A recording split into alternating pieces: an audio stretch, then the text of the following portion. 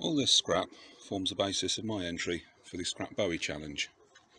One Farrier's rasp that I bought a couple of years ago for 50p at a car boot sale, and Mike and Peaches both say, "Shut up, it's alright to use." This is a part of a dish drying rack thing you put in the kitchen and put wet dishes on. I originally found the whole thing, took it home, we used it for a couple of years, we bought another one. The rest of this is actually in the bin, but I thought those would make nice pins, won't they? That's a bit of stainless steel. And this, part of that bit of wood is going to form the handle. Part of that woodworking vise is going to form a crossguard. I'm not sure which bit yet. I'd quite like to try forging one of those, or perhaps even that bit, to shape. And the wood itself had the vise that I'm using at the moment attached to it. One of my neighbours had chucked it out, left it out in a skip, so I just picked it up and walked home with it. Let's see what we can do with all this lot. I had a bit of a disaster. The twirly thing from the vise that I was going to use as a crossguard, I basically couldn't forge it properly. What I'm going to try and do is cut a little bit out of this handle, because it needs to be thinner than the knife anyway, and then bend these out so they form a handguard. Let's see. So finally got something that now looks like a knife. That's just been roughed in with an angle grinder just so I can get an idea of what it looks like. Yeah, that's starting to look like I want it to. Next stage then, heat, bend. So after only a couple of hours and just in time for the rain to start again, I've got this. Couple of hours grinding and we've got something that I think looks reasonable. I like that false edge. I like that edge. There's a fair way to go with grinding that lot. But my back aches and it's raining again. So that's the progress so far for today. I've absolutely failed to drill a hole for the pin, or pins even. I've tried everything, even softening the steel, and it just hasn't worked. I've tried cobalt bits, absolutely everything. So we're going to have to go for either a rat tail or a stick tang. I'm not sure what yet.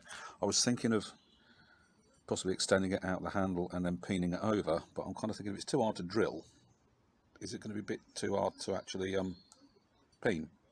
I don't know, and I've done this much, I don't really want to experiment. So I'm going to cut it down to possibly a stick tang or a rat tail tang and try and burn through this scrap wood that I thought I'd thrown away, but I've still got, fortunately. Let's see how that goes. I just about finished handle. Get in there. I'm going to stick it on the knife now and finish polishing it later on, because I don't know what the weather's going to do, and I just fancy doing it. It's not exactly even, but it's not. Oh dear, that does need taking down a little bit more, doesn't it? But it's nearly there anyway. This is it, literally just finished. It needs a proper clean. I was just sorting out some errors in the grinds that I saw. Something's gone horribly wrong with the handle, this bit.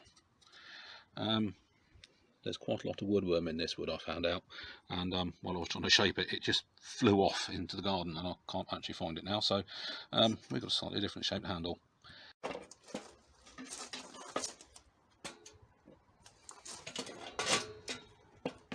Blade versus a piece of pallet.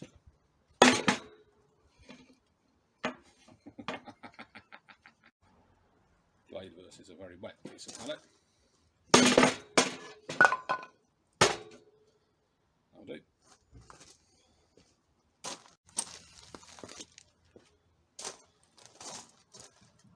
Bottle chopping.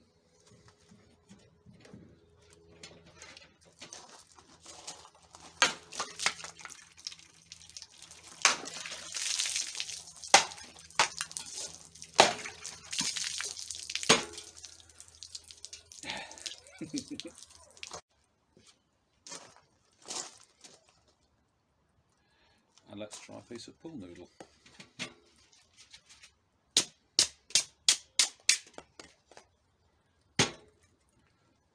I'm actually really surprised how well that has done. I didn't think it would do anywhere near as well as that. I thought the blade itself was going to be too thick, and I didn't think I ground these down far enough. this is rather the theme of this blade. It's been quite a learning curve. Here's a bit of a closer look. I do like the way those file teeth still show up. Blade's a little bit wobbly. It's a bit more of a series of lessons learned, I think, than a knife. It basically was when I was grinding it, I just got it a bit too hot. But as you see, it still chops quite well. This could have been a bit neater. I don't know how I'm going to do that next time. Just basically put a choke on there of some sort and make sure they're a bit more balanced. The handle, like I said, the tang comes to about there. It's not the hardest, best of handles, but it's what I could make. It's been quite a lot of fun trying to make it, and I certainly have learnt a great deal. I will learn how to soften old files properly so I can drill holes and make a proper handle for it next time. And I will learn that it's not a very good idea to put the handle on and then try clamping it up and grinding bevels in, because yeah, it's a bit more guesswork that way. But it's gone from something that I frankly hated and just left for a couple of weeks because I really didn't fancy doing anything more with it, to just thinking today, well, get on with it, see what you can actually do. And as a see what you can actually do, it's definitely a lesson learned, this one. But it's turned out to be a lot more functionally good than I thought it was going to be. The chopping, honestly, cutting through those bits of pallet, it went through like I wouldn't believe. So from a knife that I frankly was going to give up and throw away, it's not ideal, it's not brilliant, but it's the first time I try making a knife out of a file. It certainly won't be the last. I've got a couple more that I'm going to have a go at. They'll hopefully be better than this, but this, yeah, this is going to be a bit of a favourite. I'm still going to like this. It's going to be a bit more of a wall hanger. That's why I haven't really done a sheath for it, and it's taken so long to get this far. Frankly, I couldn't be bothered.